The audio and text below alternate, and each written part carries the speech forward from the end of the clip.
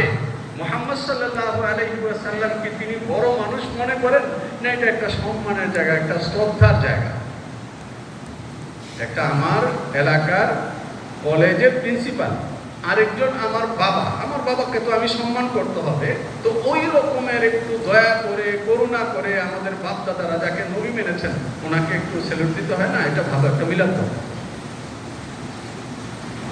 আর বড় মানুষ যিনি পৃথিবীর নক্ষত্র,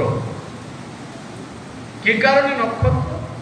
যে পৃথিবীর মানুষের পৃথিবী কেন্দ্রিক যে জীবন, এই জায়গাটায় মানুষকে স্বপ্ন দেখাতে পেরেছে এবং মানুষের জীবনে এক বিশাল পরিবর্তন আনতে পেরেছে এমন একজন ব্যক্তি হলো কার্ল মার্কস। একটা অর্থনীতি দিয়েছে। এখনো পর্যন্ত আমাদের ঢাকার বিভিন্ন প্রতিষ্ঠান লেখে যে সারা পৃথিবীতে এখনো পর্যন্ত সর্বাধিক চর্চিত ব্যক্তি হলেন কার্ল মার্কস। আমি জানি না তোমরা পড়ো কিনা, তার কারণ পড়ার জন্য তো আবার একটু কাগজের কাছে যেতে হয়। এখন তো আমরা আধুনিক হচ্ছি, আর আধুনিক হওয়ার জন্য অবশ্যই কাগজ থেকে দূরে থাকতে হবে, তাই না? এমনি খোঁচা দিলে পুরাটা পৃথিবী যখন মিনিটে চলে আসে তখন কাগজ উল্টাবো কেন? এখন থেকে 50 বছর পরে তোমরা যারা বেঁচে থাকবে তারা দেখবে যে পেছনে হয়তো তোমাদেরকে বলতে হবে এই কথা যে পেছনে 10টা দশক ছিল মূর্খতার দশক।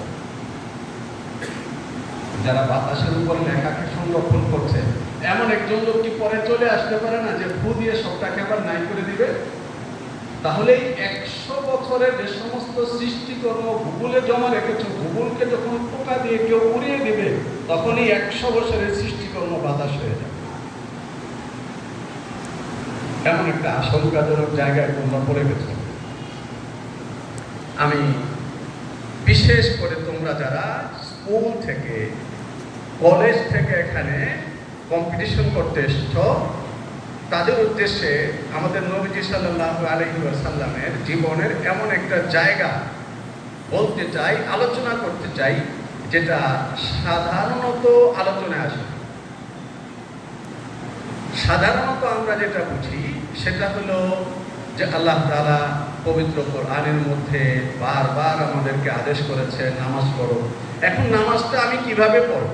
তো আমাদের নবী মুহাম্মদুর রাসূলুল্লাহ সাল্লাল্লাহু আলাইহি ওয়াসাল্লাম নামাজটা পড়ে দেখিয়েছেন এবং বলেছেন ঠিক এইভাবে তোমরা নামাজটা পড়বে। যদি কারো সম্পদ থাকে তাহলে দান করতে হবে। কিভাবে দান করতে হবে? তো আমাদের নবী দান করেছেন এমন ভাবে, এই জায়গায় মনে হয় তোমাদের জন্য দাড়ি দেওয়ার প্রয়োজন আছে, কারণ আমাদের সমাজে এই জায়গাটার মধ্যে একটা ভুল কথা প্রচলিত আছে। নবীজি গরিব ছিলেন, তাই না? নেহাত গরিব। মাস চলে যেত, 2 মাস চলে যেত, ঘরের চুলায় আগুন জ্বলত না, তাহলে গরিব ছিলেন, এমন একটা কথা প্রচলিত আছে। অথচ বুখারী শরীফের মধ্যে আছে নবীজি সাল্লাল্লাহু আলাইহি ওয়াসাল্লাম এই রকমের দানশীল ছিলেন যে তার দানের মাত্রা এবং তার দানের প্রসার ছড়ানোর যে ক্ষমতা এটা এমন ছিল যে খোলা বাতাসের চাইতে তার গতি বেশি ছিল। অর্থাৎ সবটা বাতাসও যেখানে পৌঁছায় না, নবীজি সাল্লাল্লাহু আলাইহি ওয়াসাল্লামের দান সেখানে পৌঁছে যেত। তাহলে কি তোমরা মনে করো যে নবীজি সাল্লাল্লাহু আলাইহি ওয়াসাল্লামের পকেটে 1.5 টাকা থাকতো? হ্যাঁ, 1.5 টাকা থাকলে এরকমের দান করা যায়?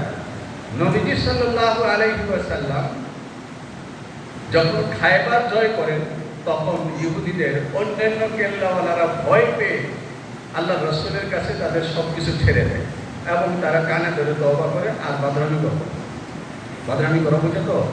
হ্যাঁ, এর ফাঁকে দিয়ে অনেক ভদ্রলোক কানে ধরে তওবা করে পালিয়ে গেছে বা লুকিয়ে গেছে না, যে আর বাদরামি করবো না। এই রকমের একটা অবস্থা তৈরি হয়েছিল। ফাদাক যখন রাসূলুল্লাহ সাল্লাল্লাহু আলাইহি ওয়াসাল্লামের কাছে আসে, বিশাল একটা উর্বর এলাকা যেখানে বাগান থেকে শুরু করে রক্ষিত বিশাল বিশাল ধনভাণ্ডার রাখা ছিল।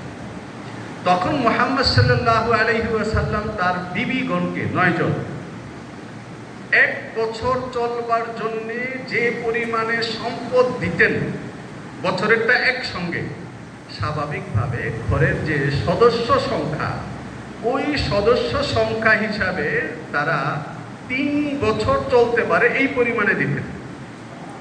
এই কারণে যে আত্মীয় স্বজন আসবে, প্রতিবেশীর কারো ঘরে ক্ষুধা দেখা দিতে পারে, তো প্রতিবেশীদেরকে ডেকে খাওয়াতে হবে, ওইভাবে আল্লাহ রসুল দিতেন।